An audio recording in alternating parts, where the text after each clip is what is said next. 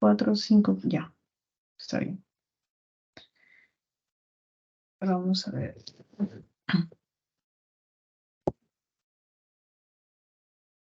Ya me deben estar escuchando y me deben estar viendo. Ya, chicos, entonces hoy día vamos a hablar de cefaleas. Cefaleas es un tema un poco complicado por la densidad de información que existe, pero en realidad lo que se debe saber principalmente aquí es cómo distinguir una migraña de una cefalea tensional, por ejemplo. Y de otro tipo de cefaleas, y poder distinguir principalmente el principal diagnóstico diferencial, que es la hemorragia subaracnoidea, que también podría hacer confundir a los pacientes de ese tipo de cefaleas. Acuérdense que cefalea es un síntoma, ¿no? Un síntoma, no es un signo porque yo no lo puedo ver, o sea, puedo inferirlo indirectamente de lo que te habla el paciente, pero en realidad tú vas a ir de lo que te va diciendo el paciente, ¿no? Y además que las cefaleas están dentro de otras patologías que hemos visto anteriormente. ¿Se acuerdan de meningismo, de síndrome meningio?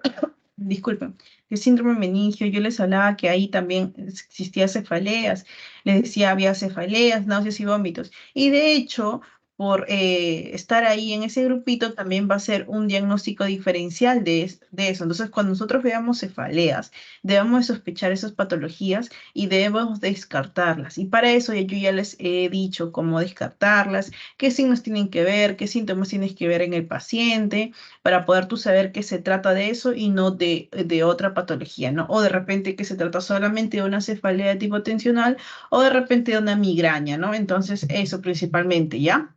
Listo. Entonces vamos a ver que las cefaleas principalmente constituye el 2% de quejas, acuérdense. ¿Dónde está mi lápiz aquí?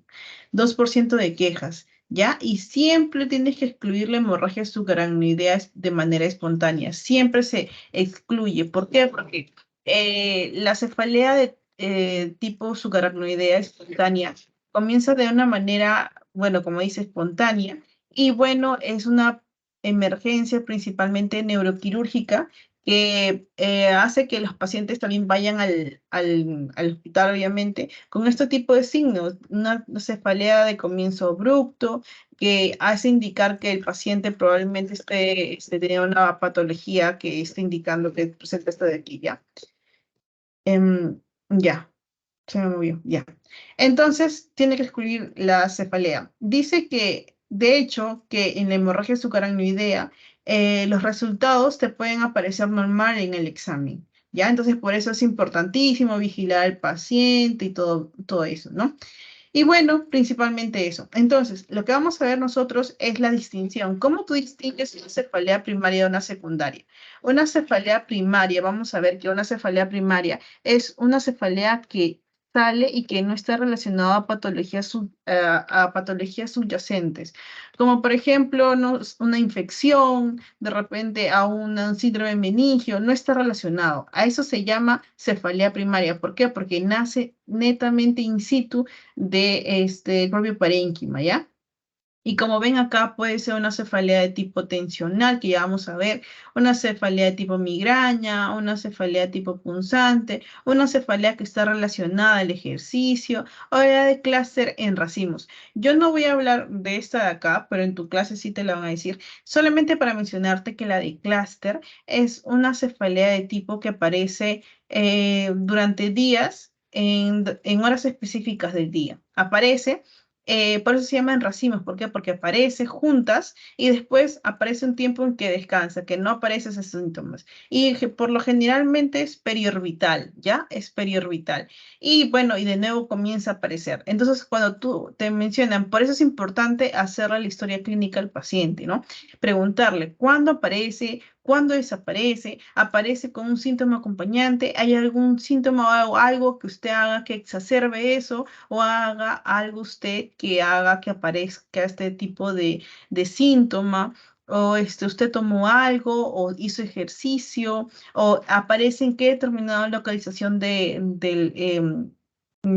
localización, aparece hemicranial, aparece en todo, holoprosencefalia, creo que se llama o sea, todo, aparece solamente en la frente, cómo es el tipo de dolor, es punzante, opresivo, siente que le está martillando la cabeza, es punzante. Entonces, esas son las cosas que tú tienes que determinar en la historia clínica de una cefalea, ¿no? No solamente darle de repente tratamiento, ver que le duele y ya, no. Tienes que preguntarle a todo eso al paciente. Y una cefalea secundaria, aquí está, cefalea no relacionada a patologías subyacentes.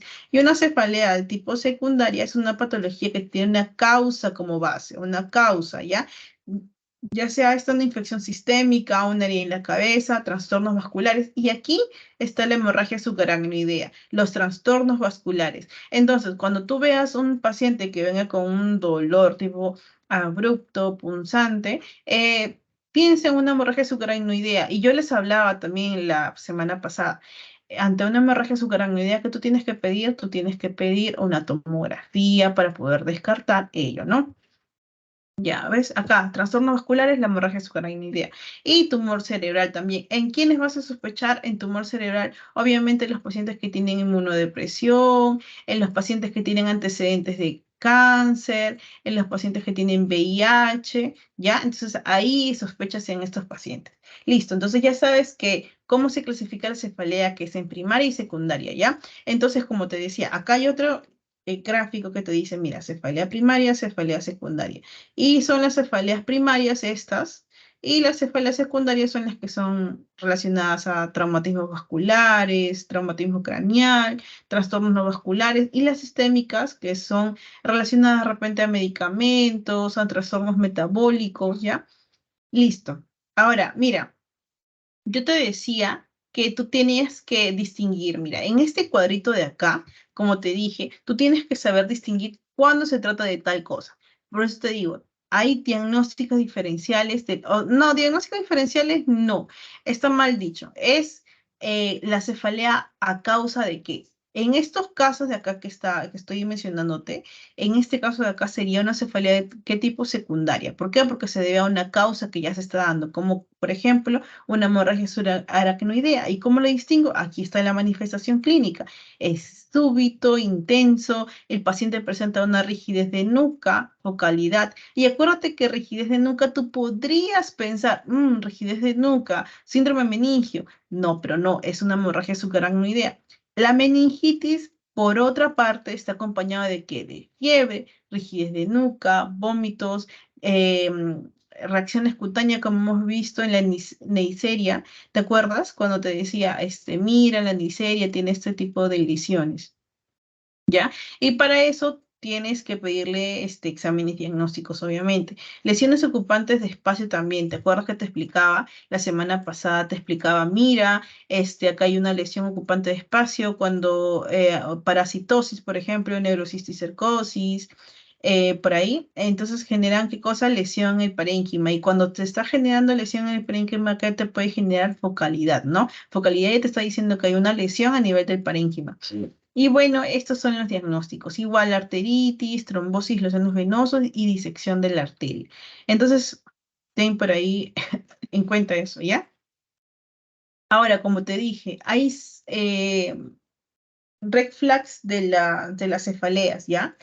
¿Qué significa eso? Que cuando veamos de repente una cefalea y esté acompañado de fiebre, o sea, que comienza a tener síntomas sistémicos como rigidez de nuca, alteración de la conciencia, esto es una red flag para pensar de repente un meningismo, un síndrome meningio, ¿ya? Entonces ya, tú estás viendo ya, presenta rigidez de nuca, fiebre, me está diciendo que hay algo infeccioso por ahí, una alteración de la conciencia, puede ser un síndrome meningio.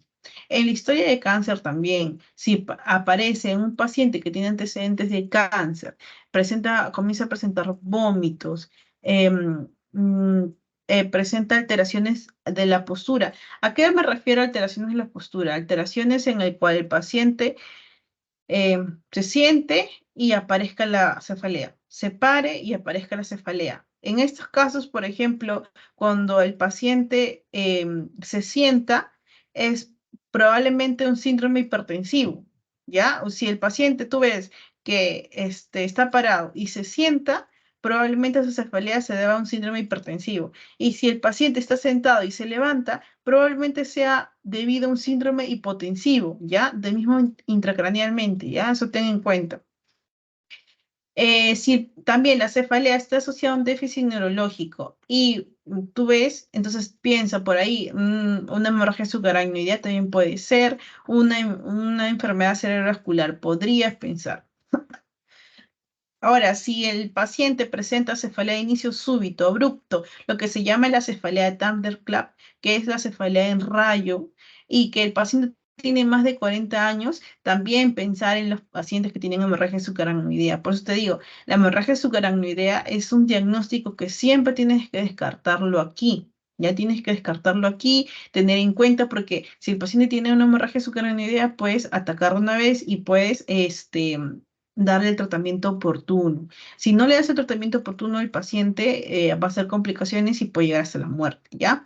Igual, los pacientes que tienen más de 65 años tienen mayor riesgo de que se trate de una causa severa o una causa grave, ¿ya? Igualito.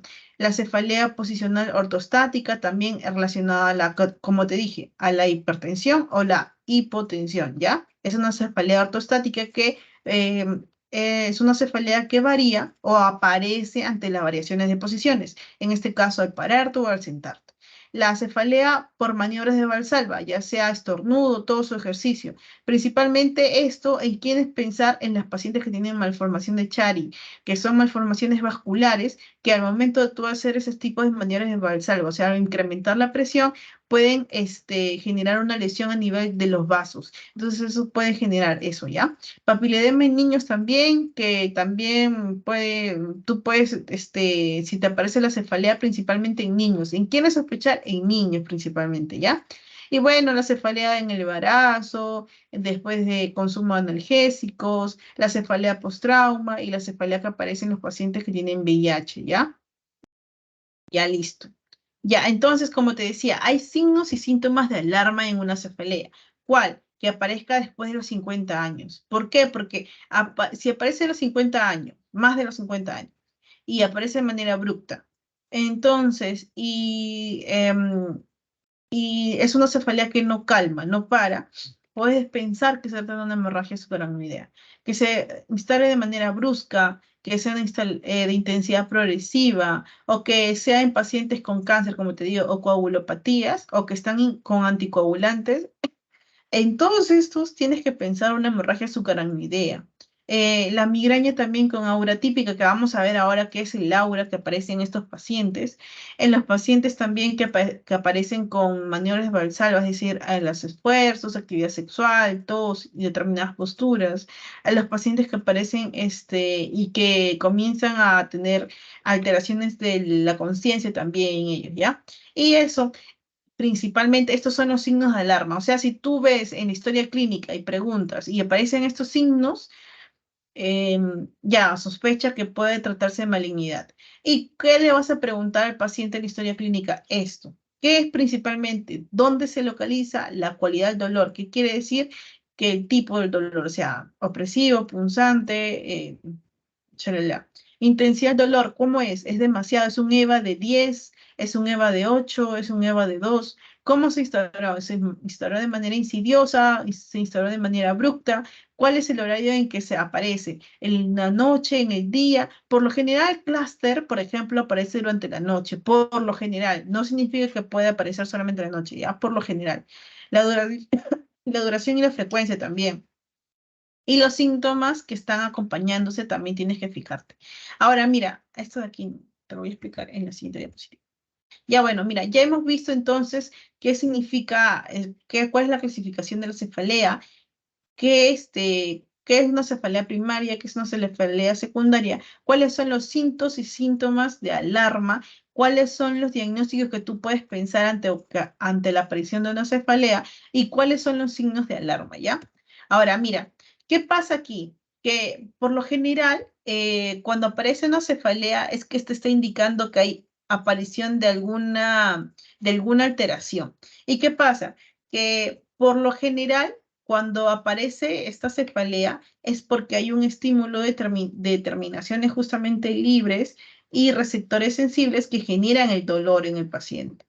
¿Qué pasa? Que por encima del tentorio vamos a ver que el cerebro va a estar inervado ¿por quién? Por el quinto par craneal, principalmente, ¿ya? Por encima del tentorio, por el quinto par craneal. ¿Y qué pasa? Que por debajo del tentorio va a estar inervado principalmente por el noveno, por el décimo y por los tres primeros pares craneales. ¿Por qué te menciono eso? Porque, porque vamos a ver que si hay una lesión a nivel que tú ves por encima del tentorio, probablemente sea una lesión a nivel del quinto par craneal. Y si es por debajo del tentorio, probablemente esté involucrado estos nervios craneales. Ahora, ¿qué pasa? Que si aparece un determinada alteración, no es que eso genere un estímulo para que genere la terminación del dolor, que genere el estímulo del dolor, no. Hay estructuras sensibles que te van a generar dolor. Por ejemplo, hay estructuras insensibles. Si viene una alteración y genera, por ejemplo, una alteración en el hueso o en el parénquima cerebral, no va a doler, no va a doler, ni en los ventrículos, ni en las meninges, no sienten dolor a ese nivel.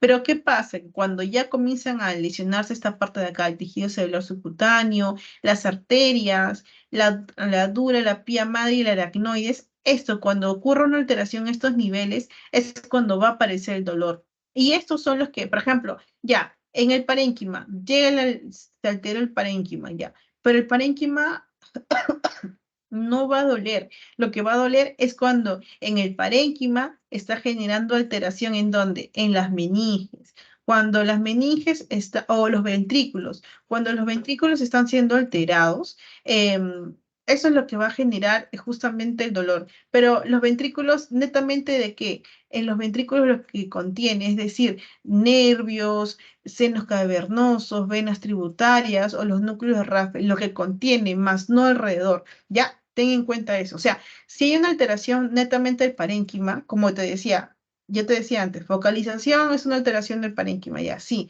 Pero ¿qué pasa? Que netamente el parénquima no es que se lesiona, sino son sus estructuras alrededores, lo que son las arterias, las meninges. Y una vez que genera esta lesión, es lo que vamos a ver nosotros que puede expresarse a través de una cefalea, ¿ya? Listo. Entonces, la fuente del dolor principalmente es por la estimulación de estos receptores nociceptivos que van a transmitir a dónde? Lo transmiten a a nivel del sistema nervioso central y él va a enviar la señal de que duele, ¿no? De que duele. Ya. Ahora, ¿cómo es que sucede el dolor? Principalmente vamos a ver que se va a dar a nivel del hipotálamo, ¿ya? El hipotálamo. Llega el dolor, llega la señal del dolor ahí, el hipotálamo, y este va a enviar señales a dónde? Al núcleo de RAFE, justo, el núcleo de RAFE, y claro, el núcleo de RAFE, y este va a enviar señales, que son, por ejemplo, serotonina, va a enviar la dopamina, y estos son los que van a enviar la señal y te van a decir, bueno, hay dolor aquí, duele aquí, y es como se genera el dolor, ¿ya? Principalmente. Ahora, no solamente hay alteraciones a este nivel, sino que también hay estímulos que pueden generar también dolor, como por ejemplo una tracción. En este caso, cuando vemos tracción con presión, vemos un dolor asociado a traumatismos, ¿no? Dilatación, por ejemplo. Netamente, cuando los senos venosos comienzan a dilatarse, esto va a mandar señales de que está habiendo una vasodilatación que vamos a ver después, ¿no? Que vamos a ver después cuál es el proceso. Una vasodilatación y ahí es que te va a mandar señales, te va a decir, está ocurriendo algo aquí y probablemente sea producto de repente de una hemorragia subaracnoidea que está sucediendo, está generando una vasodilatación a nivel de otros vasos y eso puede generar dolor en el paciente, ¿ya? Principalmente eso. Listo. Ahí esto de acá me olvidó de borrar. Pero bueno, ya para que nosotros sepamos. En lo que es la migraña, tenemos que saber algo. Antes de migraña, te voy a explicar la fisiopatología de cómo ocurre la migraña. Yo te explicaba, ¿no? La migraña ocurre, ¿por qué? Porque en el hipotálamo llegan señales. ¿ya? Llegan señales a nivel del hipotálamo.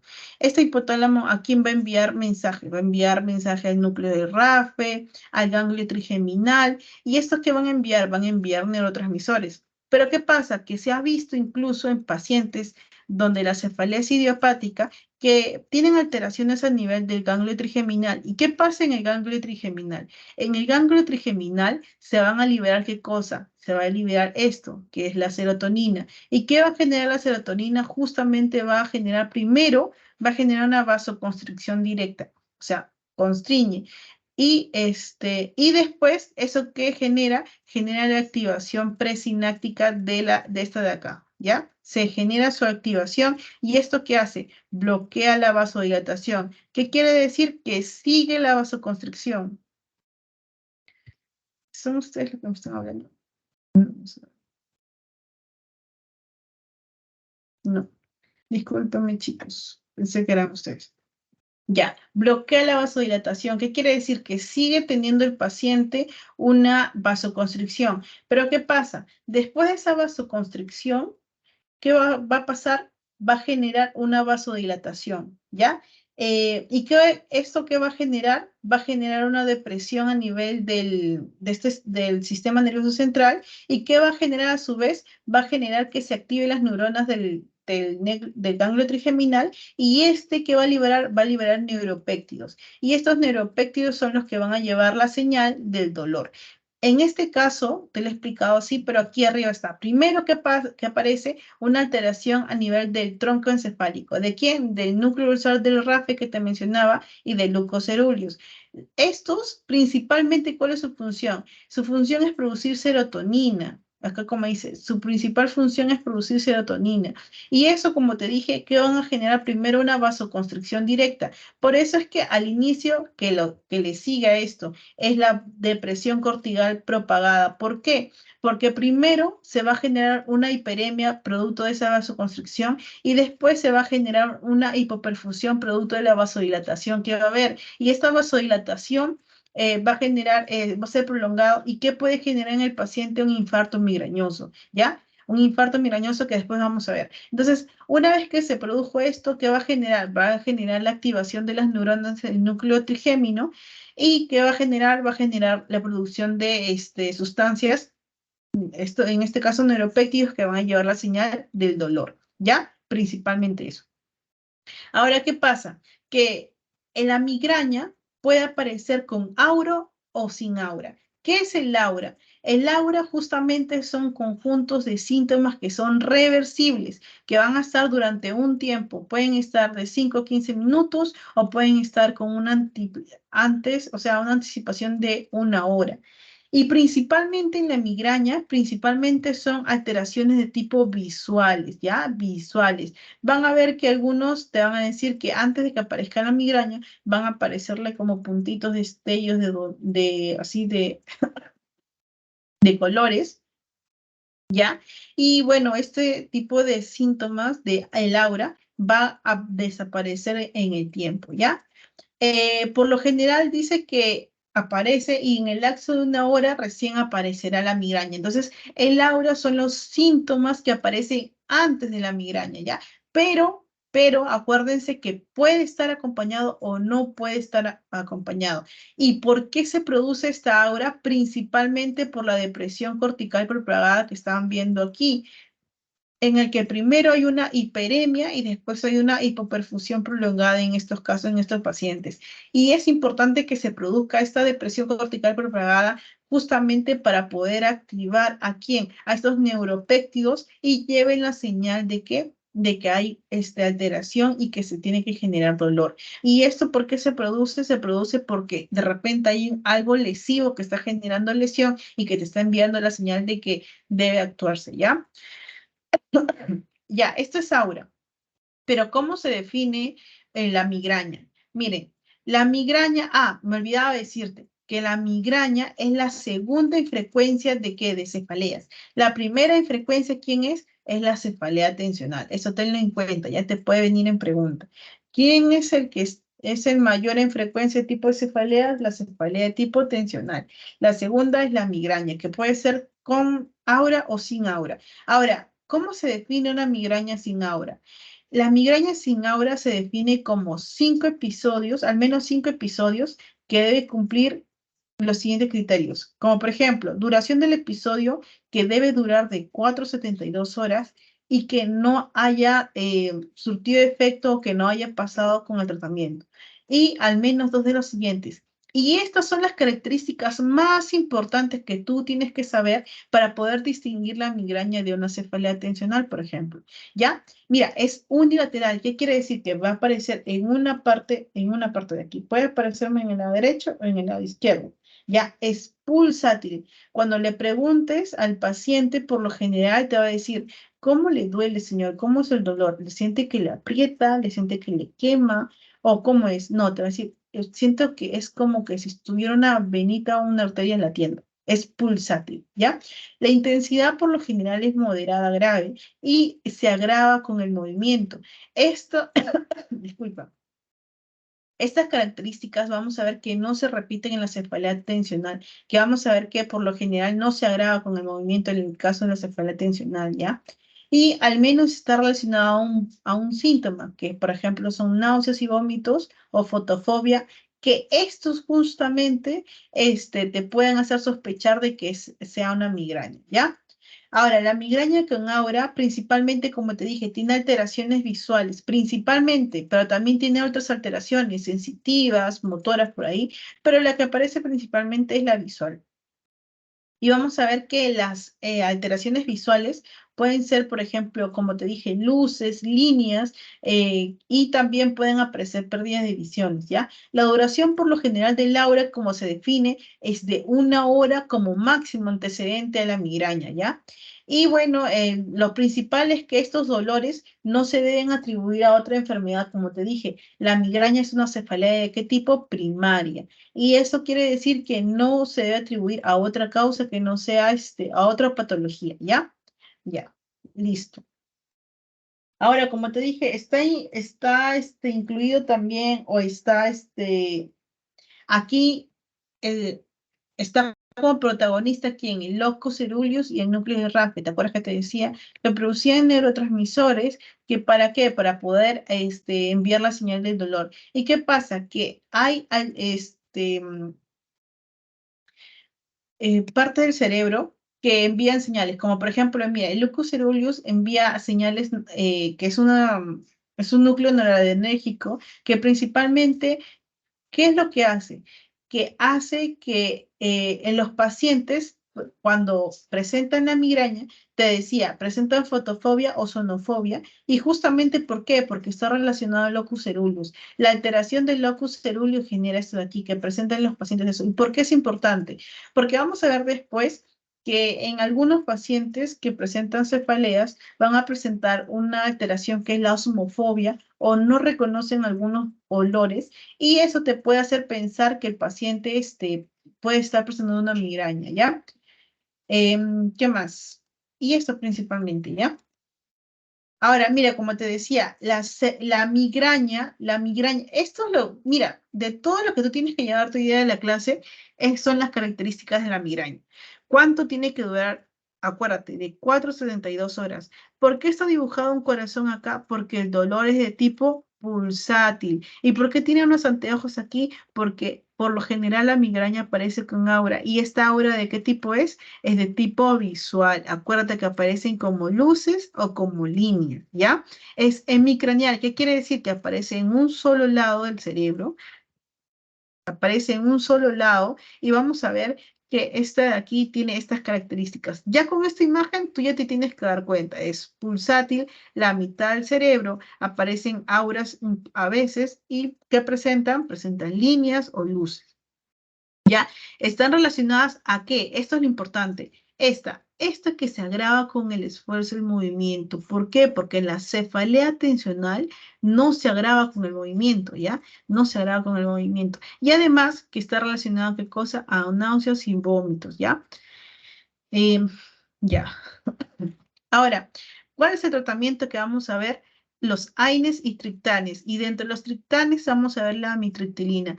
¿Por qué la amitriptilina? Porque justamente esto tiene que ver con la fisiopatología que te explicaba, la producción de serotonina. Y lo que hace esto, bueno, después te voy a explicar por qué, ¿ya? Pero principalmente llévate esto. Este cuadrito es bien importantísimo, ¿ya? Ahora, se ha visto que la cefalea está relacionada a qué cosa? A la glándula pineal. ¿Qué pasa con la glándula pineal? Mira, en la glándula pineal vamos a ver que va a producir qué cosa, melatonina. Eso es lo que tú tienes que llevarte de aquí, la melatonina, ¿ya? Que es un compuesto lindol. Bueno, esto es importante. Pero, ¿qué pasa aquí? Que en pacientes que tienen migrañas se ha visto que la melatonina está disminuida en estos pacientes, ¿ya? Hay una disminución de melatonina en los pacientes que tienen migrañas, ¿ya? Eso tienes que tener en cuenta. Y bueno, esto va a tener algunas vías de regulación, pero principalmente eso, ¿ya? Está relacionado a la glándula pineal y la glándula pineal, ¿qué es lo que produce melatonina? Y esta melatonina que se ha encontrado que se ha desregulado a nivel de los pacientes que tienen migraña. ¿Y qué pasa con ellos? Que está disminuida. Está disminuida en cuando se le hacen los exámenes urinarios. Ahora, ¿qué pasa? Que hay alteraciones en el locus coeruleus que vamos a ver que puede ejercer una alteración en donde, en el ganglio trigeminal. Yo te hablaba del ganglio trigeminal, también influye ahí porque recibe la acción de la dopamina, de la noradrenalina que produce el locus coeruleus y el núcleo RAFE, y esto le envía señal a quién, al ganglio trigeminal, y el ganglio trigeminal comienza a activarse. ¿Para qué? Para producir serotonina, y esta serotonina se activa. ¿Para qué? Para producir neuropéptidos, y esos neuropéptidos para producir señales para que se produzca el dolor, ¿no? Principalmente, ¿por qué? Porque el locus coeruleus tiene, ¿qué pasa? Mira, el estímulo olfativo que yo te explicaba, que te acuerdas que estaba relacionado a ello, el estímulo olfativo estimula a quién, al locus coeruleus. ¿Y a quién más? Al núcleo RAFE. ¿Y a quién más? Al locus coeruleus principalmente. Y estos producen qué cosa, noradrenalina, bueno, el mismo proceso. ¿Y qué pasa? Que actúa este estímulo olfativo como un gatillante para el dolor. Por eso te dice triggers del dolor, actúan como gatillantes. ¿Para qué? Para activar el locus coeruleus, y el locus coeruleus que active toda la fisiopatología que te explicaba. ¿Para qué? Para que se produzca el dolor, principalmente eso, ¿ya? Listo. Entonces, como el locus coeruleus está estimulado por el estímulo olfativo, vamos a ver que hay pacientes que presentan osmofobia. Y esta osmofobia es una sensibilidad que presentan los pacientes. ¿Para qué? Para tú decir que tienen migraña. Es decir, que tú a los pacientes, por lo general, en estos casos, se le hizo pruebas, y en las pruebas salió que los pacientes que tienen mayor cantidad o mayor riesgo de sufrir migraña, o que sufrían migraña, tenían alteración a nivel de la osmofobia. ¿Por qué? Porque justamente a nivel del bulbo olfatorio se atrofiaba, y este es lo que generaba la excitación aquí en el locus coeruleus, ¿ya? Ya, ahora mira. ¿Qué pasa? Que la migraña en estos casos, cuando era estimulado por el locus coeruleus y por el estímulo del estímulo olfativo, que generaba? Generalmente generaba aura, ¿ya? Y el aura, como te dije, principalmente que era de tipo visual, y por lo general duraba 30 minutos. Entonces, acuérdate, en los pacientes que tienen esta alteración de la osmofobia, que tienen alteración por el estímulo del estímulo olfativo, vamos a ver que presentan una migraña, y por lo general van a presentar aura. Porque te acuerdas que te decía, había migrañas sin aura y migrañas con aura. Bueno, por lo general los pacientes que tienen ese estímulo olfativo van a presentar la alteración que es el aura, ¿ya? Y listo. A ver.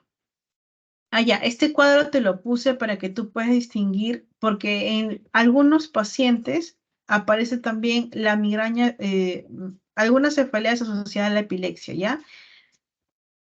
Y puede aparecer también un tipo de aura o pródromo que te explicaba yo la semana pasada, pródromo en la epilepsia. ¿Y tú cómo distinguías la migraña de la epilepsia? ¿ya? Eso no es mi objetivo explicártelo, pero para que lo sepas, ¿ya?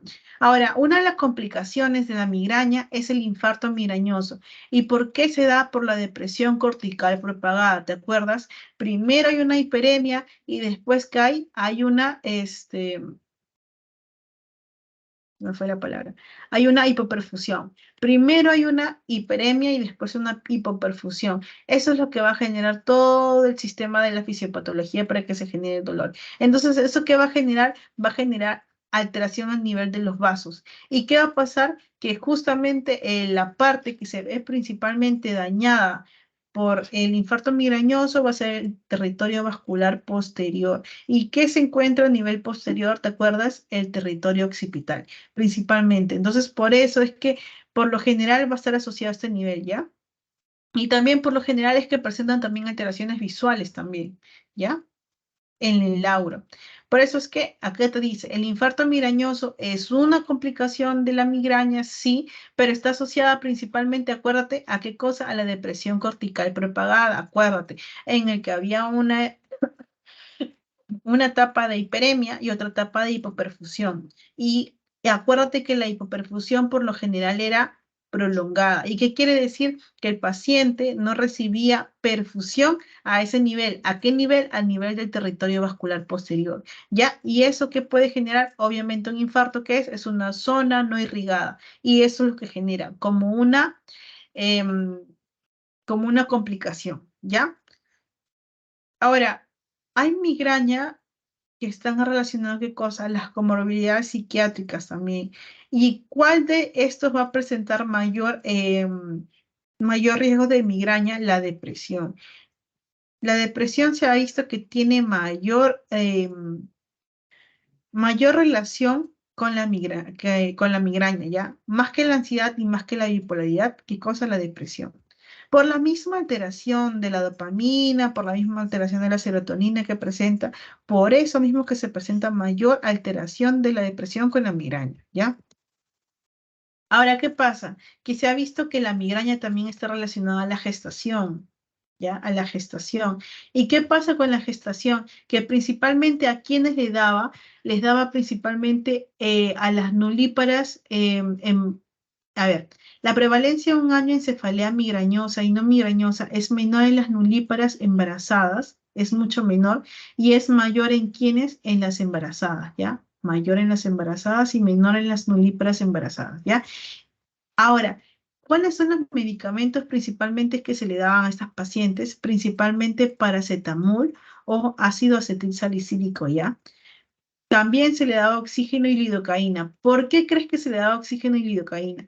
Porque acuérdate que mira, todo se explica por la depresión cortical propagada, por la etapa de hiperemia y hipoperfusión. Y si esta hipoperfusión es prolongada, más prolongada de lo normal, puede generar un infarto migrañoso. Es por eso que se le daba a estas pacientes, se le daba oxígeno. ¿Para qué? Para poder generar menos complicaciones a nivel del infarto o menos complicaciones a nivel de la hipoperfusión que presentaban, ¿ya? Por eso es que buscaban la vasodilatación y lo buscaban a nivel con el oxígeno, ¿ya?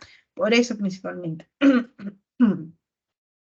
Ya, ahora, a pesar de que la migraña es más en las no embarazadas, la cefalea migrañosa en quienes disminuía en las mujeres que amamantaban.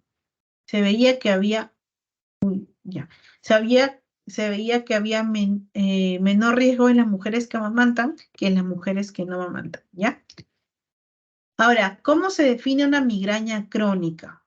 Porque puede ser que venga un paciente, acuérdate, que venga con un dolor pulsátil, que venga con un dolor hemicranial, que venga con un dolor que dure de 4 horas a 72 horas y que sea un dolor moderado y que se agrave con el ejercicio. Esas son las características de quién? De una migraña. Pero ¿qué pasa si viene un paciente ya con recurrencias? ¿Cómo se define una migraña crónica? Se define con un paciente que presenta en un mes de cefalea, o sea, en un mes presenta al menos 15 días de dolor de cefalea, o que presenta al menos 8 días en un tiempo de ¿qué? De 3 meses, ¿ya? Ten en cuenta eso, ¿ya? Son las dos características de la migraña, ¿de qué tipo? Crónica. Y bueno, este cuadro de aquí que estás viendo es lo mismo que hemos leído, que es migraña con aura o migraña sin aura, y ya tú lo sabes. Y que acuérdate que la aura principalmente que se presenta, ¿qué es de tipo visual. ¿Cómo es el aura? Es el aura de qué tipo de visual que presenta luces, líneas y principalmente es ¿por qué? Porque se altera la etapa occipital. ¿Por qué? Porque justamente en la parte de la depresión cortical propagada, el territorio que más se ve dañado es el territorio vascular posterior. ¿Ya? Ya, mira. Pero ¿qué pasa? Pasa que hay el aura, o bueno, la migraña en sí tiene sus, ¿cómo se dice esto? Sus, sus etapas. Y vamos a ver que principalmente vamos a ver que hay síntomas premonitorios que pueden aparecer como signos vegetativos, rigidez de nuca. Y de allí va a aparecer el aura, que te dije, ¿te acuerdas? Que aparecía con lo máximo que puede aparecer es una hora antes. ¿Ya?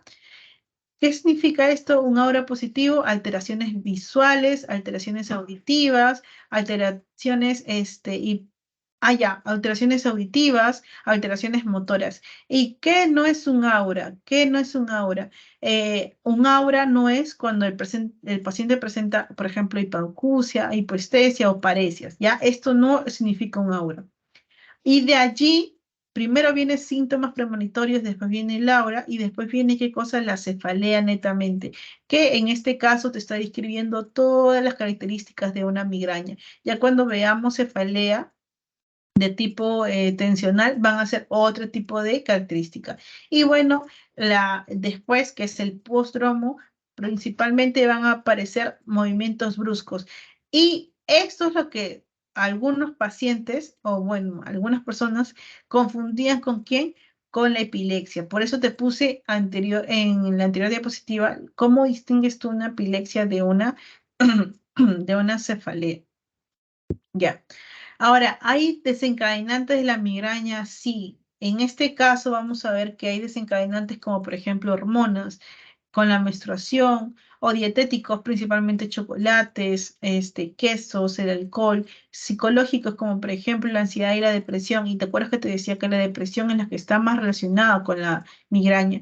Ambientales y físicos, las luces brillantes. ¿Por qué? Porque esto genera justamente el mismo aura que presenta, ¿no? El mismo aura de tipo luces, que se ve, estimulaciones visuales, olores, que te acuerdas que está, que el núcleo olfativo estimula qué cosa, el lucus ceruleus, y el lucus ceruleus produce dopamina, esta dopamina activa el ganglio trigeminal produce la activación para que se produzca serotonina, la serotonina a su vez activa los neuropéptidos para que se produzca la alteración justamente del dolor, ¿no? Y los relacionados al sueño, que son, bueno, la falta de sueño o un exceso de sueño también te puede generar eso. Y los fármacos, como por ejemplo amantadina, cafeína, que es lo que se toma actualmente bastante. Y bueno, eso principalmente, ¿ya? Para que tú sepas. Y bueno, esto ya hemos leído que es una migraña sin aura y que es una migraña con aura, pero te lo vuelvo a repetir. Una migraña sin aura es una migraña o una cefalea que aparece más de 5 ataques y que se cumpla de la B a la D. ¿Qué significa una cefalea de 4 a 72 horas? Como te dije, estos son los tiempos que puede durar y estas son las características.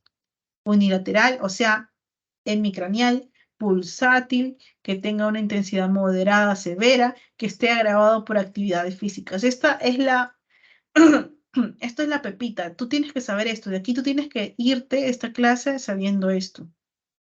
Y como mínimo que aparezca una náusea o vómito o fotofobia.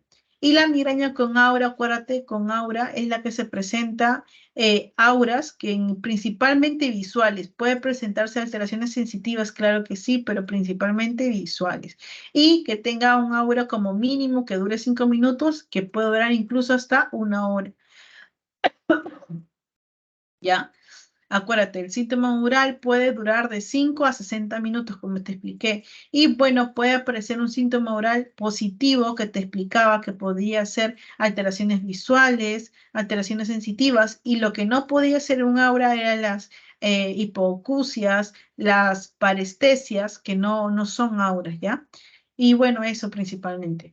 El tratamiento, principalmente vamos a ver que en los pacientes que presentan una alteración de leve moderada, principalmente le vas a dar AINES y triptanes. Triptanes como quién, como te dije, la, este, la amitriptilina. Mira, ¿por qué? Porque estos son agonistas de quién? De la serotonina. ¿Ya qué pasa? Mira, lo que pasa es que al ser agonistas de la serotonina, los triptanes, lo que van a hacer es que como simulan ser la serotonina, ocupan los receptores de la serotonina y a pesar de que se produce serotonina, porque hay el estímulo para el dolor, la serotonina se queda en el espacio sináptico y no se une a sus receptores. Y al no unirse a sus receptores, no va a generar todo, no va a seguir la fisiopatología que hemos visto. Por eso es que se le da triptanes como por ejemplo la mitriptilina. Entonces, ten en cuenta eso, o sea, por eso te expliqué la fisiopatología. En el caso de la moderada severa, se le sigue dando triptanes orales y AINES más fuertes, que vamos a ver ahorita acá. Y en el estatus migrañosos, en el estatus migrañoso se le da qué cosa, ya no se le da por vía oral, se le da por vía endovenosa y se le da bloqueadores dopaminérgicos. ¿Por qué se le da bloqueadores dopaminérgicos? ¿Por qué? Porque todo el dolor donde ocurre principalmente en el hipotálamo. Y en el hipotálamo, ¿a quién le manda señal? Al locus cerúleo y al núcleo RAF. ¿Y esos qué producen? Producen dopamina. ¿Te acuerdas que te decía? Y al no producirse dopamina, al bloquear la dopamina, ¿qué estás bloqueando? Estás bloqueando la fisiopatología para que ocurra eso, o sea, el proceso. Ya lo estás bloqueando a ese nivel, un nivel más proximal. Pero tú al darle amitriptilina, lo que estás bloqueando es que se produzca a nivel del ganglio trigeminal, que se produzca la serotonina. Pero tú al darle bloqueadores de dopamina, estás bloqueando a nivel de dónde, del núcleo, del locus coeruleus o del núcleo RAFE para que envíe señal a dónde, al ganglio trigeminal. Entonces, principalmente eso, ¿no? La fisiopatología responde a qué cosa? Responde a la fisiopatología. Bueno, los medicamentos responden a la fisiopatología que te expliqué. Ahora, ¿cómo es eso? ¿Cómo es que se da?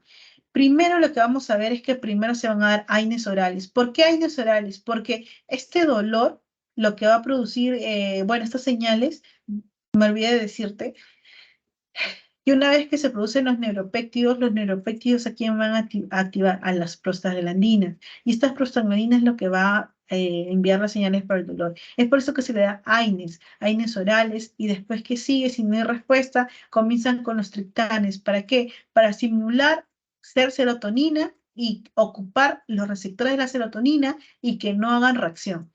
Y si no hay respuesta, se le unen triptanes más AINES. Si no hay respuesta, somatriptán. Y aquí, triptanes, ¿a quién me refiero? Me refiero a la amitriptilina. Después que no se efecte la amitriptilina, se le da el somatriptán. Y así sigue. Somatriptán intranasal, después se le da con diclofenaco, después de cotropofeno, y así, y así. Se va aumentando. No es que no te hizo efecto uno, ya no hay, no. Se tiene que seguir dando, ¿ya? Ahora, eso es para mantener, ¿ya? Ahora, hay complicaciones. Las complicaciones que hemos visto es la migraña crónica, que acuérdate que puede aparecer en un mes más de 15 migrañas o en 3 meses, 8 días con migrañas, ¿ya? Como te expliqué. Y el estado mal migrañoso. ¿Qué es el estado mal migrañoso? El estado mal migrañoso es cuando la migraña te dura más de 72 horas. Te explicaba yo, la migraña dura de un dolor de 4 a 72 horas, pero el estado mal migrañoso o estatus migrañoso, ahí no puedo escribir. Anda escribiéndolo tú, ¿ya? Porque cuando estoy así en lupita, no puedo escribir. El estado mal migrañoso es cuando dura más de 72 horas la migraña, ¿ya? Y el infarto migrañoso, acuérdate que es la falta de perfusión producto de la depresión cortical propagada, que te decía que había primero una hiperemia y después una hipoperfusión. Y si esta hipoperfusión es más prolongada de lo normal, puede generar zonas infartadas. ¿Qué quiere decir? Zonas sin perfusión, sin oxígeno. Y eso va a generar, obviamente, alteración en el paciente. ¿Ya? Listo. Y este cuadrito que ven aquí, van a ver solamente cuál es la dosis, en dónde se indica y todo eso. Ahora, te van a preguntar, te pueden preguntar sobre la amitriptilina. Ahora, pregunta, ¿los bloqueadores dopaminérgicos solamente se dan ante el estatus migrañosos? No. Los bloqueadores dopaminérgicos también se dan como una medida profiláctica también en los pacientes, ¿ya? Em, para impedir que se produzca la dopamina propiamente, como te explicaba, ¿ya? Listo. Ya con esto terminamos. Con esto terminamos. Creo que estamos a tiempo. Sí, todavía estamos a tiempo. Ya, la cefalea tensional. La cefalea tensional, vamos a ver que es una cefalea que a diferencia de la migraña que duraba de 4 horas a 72 horas, esta va a durar un poco más. Dura de 30 minutos a 7 días. ¿Y qué pasa? ¿Cuál es la diferencia? De que esta es bifrontal, que puede aparecer, ya no es hemicraneal como la migraña, ya, es bifrontal, aparece a nivel de todo, bueno, toda la frente, la parte frontal, ¿no? La cualidad, ¿cuál es su cualidad de aquí? Es que a diferencia del otro que vimos, esta es opresiva, ¿ya? Eso tú tienes que saber. Tú tienes que irte de mi clase sabiendo eso, que esta es opresiva, mientras que la migraña, como es pulsátil. En esta de acá, la cefalea tensional, esta no se agrava con el esfuerzo, mientras que la migraña, ¿te acuerdas? Sí se agrava con el esfuerzo, ¿ya? Entonces, esta no se agrava con el esfuerzo y esta también está asociada a la fotofobia y a la fonofobia, ¿ya? La actividad física no le impide, al contrario, más bien genera la disminución de su dolor. La intensidad puede aparecer de leve a moderada y bueno, el tratamiento lo mismo, AINES y paracetamol, ya principalmente. Ahora, ¿cómo es que se define? Ah, mira, acá vamos a ver. ¿Cómo es que se la define esta, la IHC? La IHC la define como una cefalea de tipo episódica infrecuente cuando aparece 10 episodios en un mes, ¿ya? Al menos 10 episodios en un mes o en promedio 12 días al año y que cumplan las condiciones que te digo. Una cefalea que dura de 30 minutos a 7 días y que sean las características que te hablé, que sea una localización biparietal o bilateral, disculpa, bilateral o bifrontal, que tenga una característica opresiva, que sea de leve a moderada y que no empeore con la actividad física. O sea, casi todo lo contrario a la migraña. Y puede aparecer con náuseas y vómitos o puede aparecer con fotofobia y sonofobia. Acuérdate que está asociado con quién, el locus ceruleus. Y el locus ceruleus está estimulado por quién, por el núcleo olfativo. Y el núcleo olfativo, bueno, le estimula y genera dopamina y esta dopamina genera toda la fisiopatología que te expliqué. Bueno, ¿cómo se define la frecuente? La frecuente se define como 10 episodios que ocurren que ocurran más de un mes o al menos 15 días al mes durante al menos 3 meses, ¿ya? Y la crónica ocurre en al menos 15 días al mes durante más de 3 meses o más de 180 días que ocurra una cefalea en un año y que cumpla las características que te dije, que al menos que sea bifrontal, que sea de tipo opresiva y que, bueno, aparezca con una alteración que es la fotofobia, sonofobia o náuseas, ¿ya? Listo. Y bueno, esto es lo mismo, ¿ya? Cefalea crónica de tipo tensional, ¿cómo es que aparece? ¿Cuál es el tratamiento? Principalmente ya lo mismo también. AINES, principalmente acetaminofén, ibuprofeno, triptanes, ¿quién principalmente es de elección? La amitriptilina. Y en el caso de que sea un dolor de tipo severo, se le da opioides o relajantes musculares. Tratamiento preventivo también es la amitriptilina. Acuérdate, la amitriptilina es un agonista ¿de quién? De la serotonina. Ya está por demás explicártelo cuando ya te lo expliqué.